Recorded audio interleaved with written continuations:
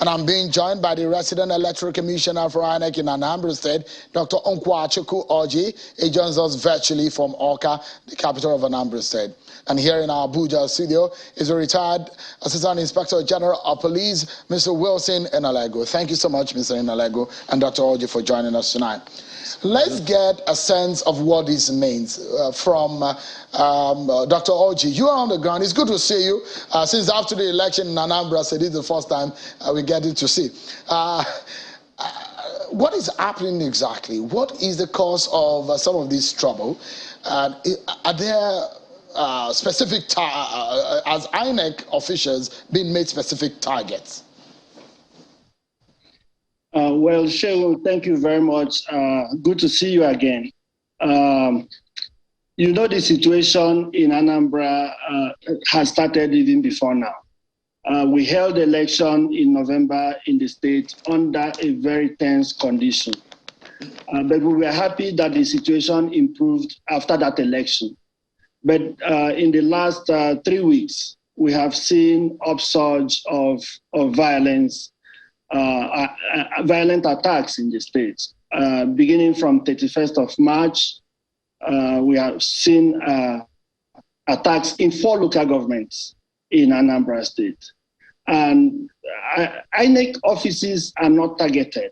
But the problem is that some of these offices are located within the local government secretariat, which has become the major focus of the recent attacks. And once the local government secretariats are made inaccessible, it makes it difficult for us to continue our operation. That's the situation on ground. And that is the situation that has informed the decision to suspend the CVR in Obaru and Nnewi South local government. Basically, it's impossible for us to go to our offices in those 2 local governments and carry out our normal operations. That's the situation as of today. So I wanted to know, because the question was whether or not, because there is a reason why I'm asking that question. We have a security expert here. If it is, then we know there is a problem, and how we resolve it, then we start talking about that. But from what you see, are INEC staff, officials of INEC, or anything relating to INEC, are they direct or specific targets of these attackers? None for now. I can assure you that none of our staff properties have been targeted as at now. What we have done, like I said, is to take precautionary measure. And then we have situation in which we are indirectly affected by these attacks. So if a local government secretariat is attacked where our office is located, and then it makes it difficult for us to access that office. And if we can access our office, then we can carry on with our operations. That's the situation. All right, then. Let me come to Abuja Studio with the AIG Enalego here. If you hear one of the tapes of those attackers who were saying, "We warned you, we don't want elections here." What is your take on the attacks on INEC and the process now, which has led INEC to suspend the exercise in those areas? You know the implication. I do.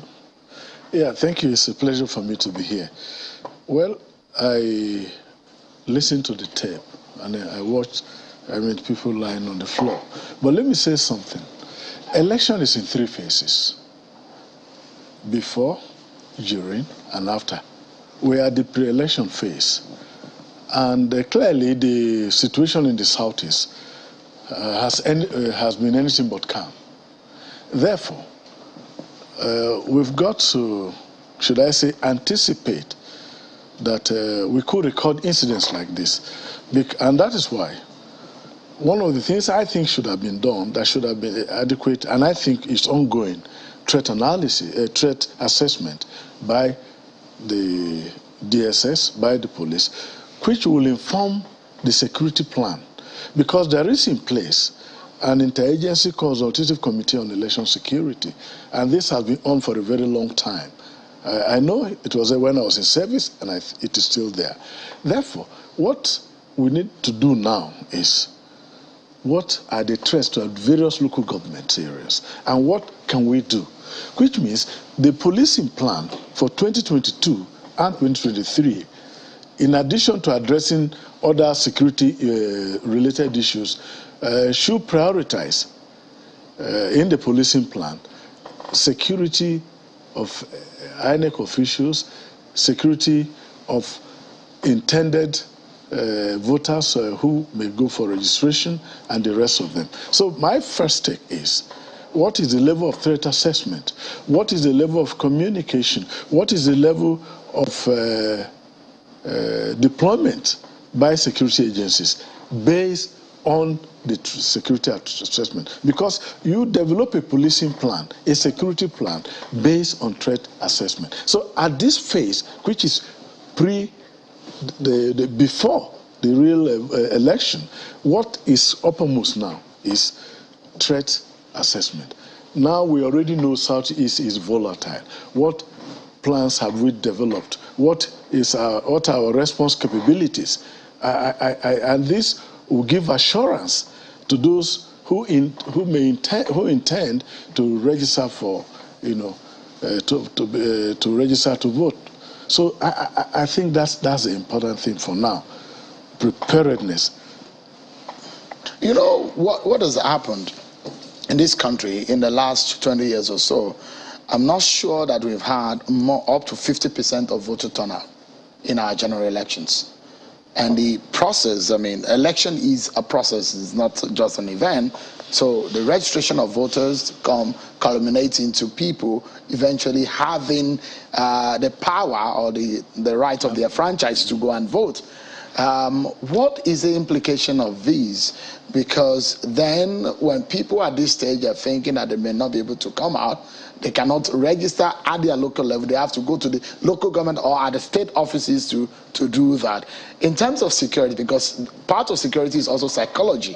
Of course. How much of impact will that have on the election? Of course, the intention of the attackers or whoever sent them is to create fear in the mind of the public, those who may want to register and those who may want to vote.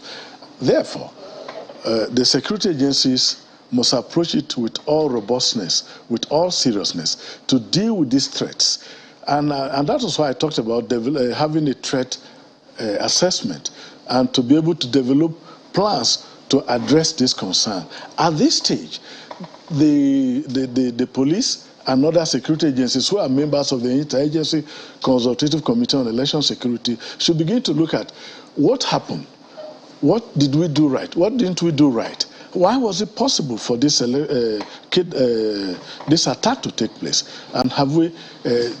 What was our response capability?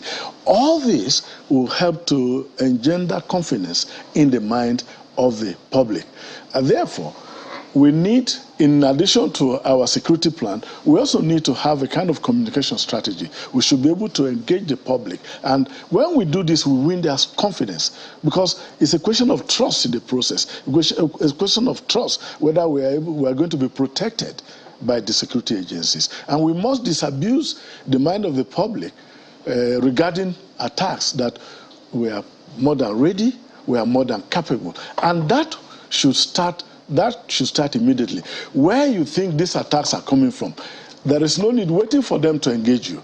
You storm those places, make arrests, build confidence. Because I know among the Interagency Consultative Committee on Election Security, we have members go beyond security agencies.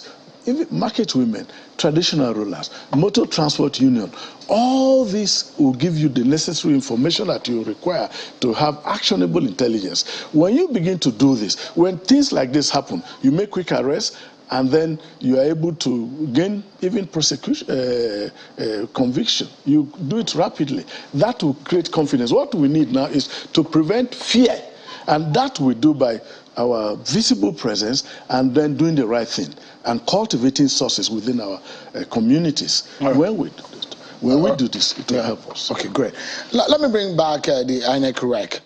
Give us an understanding of the preparations of INEC, because we know what the law says. It also empowers INEC to be able to determine whether or not it can go ahead.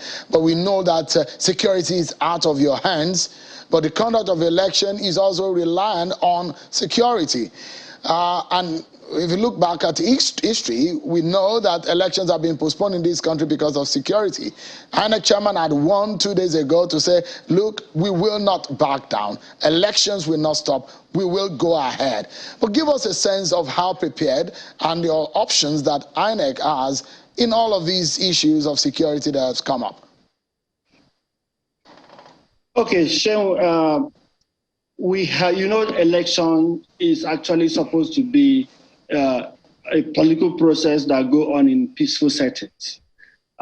We never anticipated that we would be conducting this kind of political process in the context of insurgency. But that's the reality that we are facing today. We have gained the experience, especially from what happened in Anambra in November, in terms of how to coordinate and implement our logistics under difficult environment. So we are ongoing with our plans. At the moment, I think the focal activity is getting the registration done.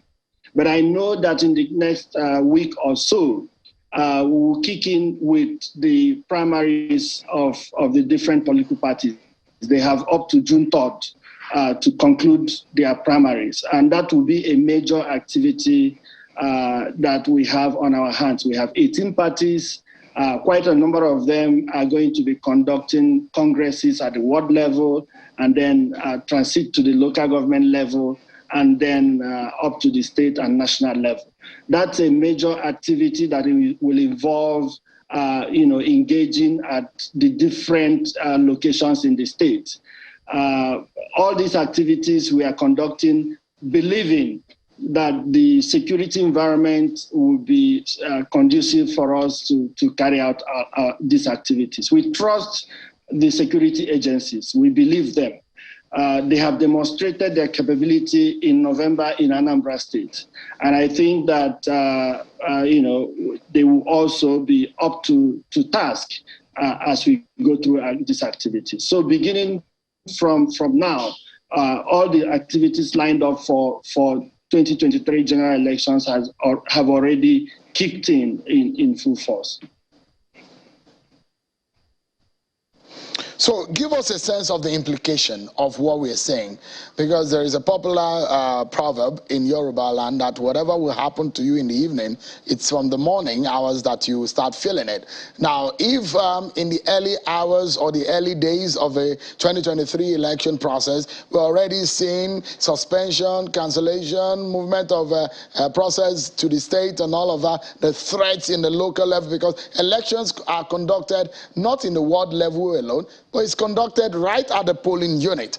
Now, what are the implications for anyone who is watching us tonight, who is thinking, well, who cares? Can we cancel some wards or some areas and go on with election in other areas? Could that happen? What is the general implication of these early warning signals? Okay, you could, of course, guess that it's a difficult environment. And what I believe is that decisions have to be taken as issues arise. We have our own ways of approaching things. So we will do a forward-looking plan in order to mitigate some of these challenges. But I can't tell you directly, whether things will be cancelled or postponed, or because we don't know what actually would. But as we roll into the election, from the pre-election into the election period, and then we see how things are going to pan out. We believe that security is an issue that involves the entire society. So we believe that the government, the community members, they are all working towards this, because election is a civic activity. It's some activity that engages the entire the entire civic space.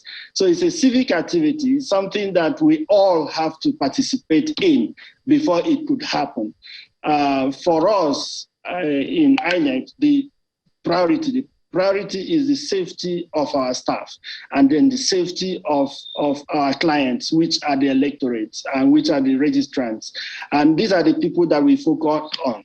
So what we do is that we keep our eyes on what is happening within the society and then make decisions based on these outcomes.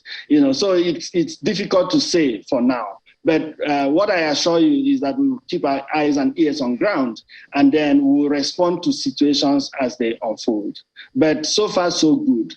I think that we are not in a very difficult situation.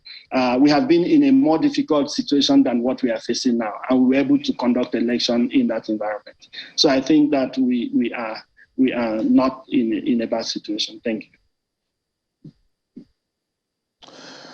Let's quickly tell you about some breaking news or just stories just coming in about the People's Democratic Party. We can tell you that the Professor Ango Abdullahi committee has presented his report to the former military head of state, Ibrahim Badamasi Babangida, as to the consensus candidate from the northern region of the country, and the Bauchi State Governor Bala Mohammed and the former Senate President Bukola Saraki have both emerged as the endorsed Northern Consensus candidates of the People's Democratic Party.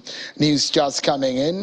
The Professor Ango Abdullah submitted a report from the Northern Elders' recommendation today at the Uphill residence of the former head of state, Ibrahim Badamasi Babangida, that Governor Bala Mohammed of Bauchi State and former Senate President Bukola Saraki have both been endorsed as the Northern Consensus candidate of the People's Democratic Party. We have so much on these for you right here on the top of the hour, right here on Channels Television.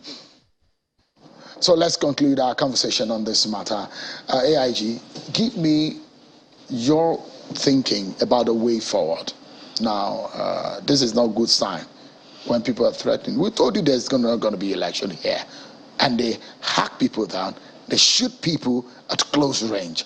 People lay down, destroy the severe materials. Up until now, I mean, one person is dead. I'm not sure if the staff of INEC that they were looking for has been found. But what do you think government needs to be doing right now, or perhaps what security agencies need to be doing so that we can have the election in 2023? Certainly, this is a wake-up call. And of course, even looking at the security environment, you can't take anything for granted. Therefore, I expect that the security agencies should present a united and coordinated front, which should send clear message to these saboteurs, this threat that they will not be able to carry out their threat of disrupting the process. So what is important is for security agencies to show a lot of presence and ensure that these things don't happen. And there should be a lot of proactivity. And then should it happen, there should be rapid action that should reassure the public that the security agencies will be able to guarantee their safety and security. Dr. Oji, just in 30 seconds, your final thought. What is the way forward? Can Nigerians trust that this exercise is foolproof of all insecurity situation or issues? I think that the signals we are getting is that the security agencies are on top of this. But we just have to be very proactive. We have to pay attention to threats and make sure that we don't go in the way of threats. So it's important that wherever we perceive any danger, we stay away and allow the security agencies to clear the danger, and then we can return into that space to conduct our activities. I think that's the way to go. Dr. Onkwachukwu Orji, INEC Reg in Anambra State, and AIG, retired AIG Wilson Enalego. Thank you so much, gentlemen, for coming tonight to give insight on this matter. Thank you. Thank you. Just before we go, the story just coming in, let's tell you that there is some recommendations made and decision from the Northern Elders as presented to the former head of state, Ibrahim Badamasi Babangida, at the whole uphill residence in Mina, Niger State, that Bala Mohammed and former Senate President Bukola Saraki have both been endorsed as a Northern Consensus candidate. Take a listen to the Governor Bala Mohammed briefly. This house is a political house, it's a house of leadership. On our own free volition, 4 of us entered into an agreement to seek for consensus so that we can close rank and build unity for the North and for Nigeria. And we are happy that after due process, due consultations involving the Northern Elders Forum, my humble self and Senator Saraki have been taken as consensus candidates. We'll be getting more insight on how the two men as consensus candidates will work, especially coming from the northern region of the country in the People's Democratic Party. But that's how we draw the curtains of the program tonight on the right chat here on China's television. I'm sure Kimale. Bye for now.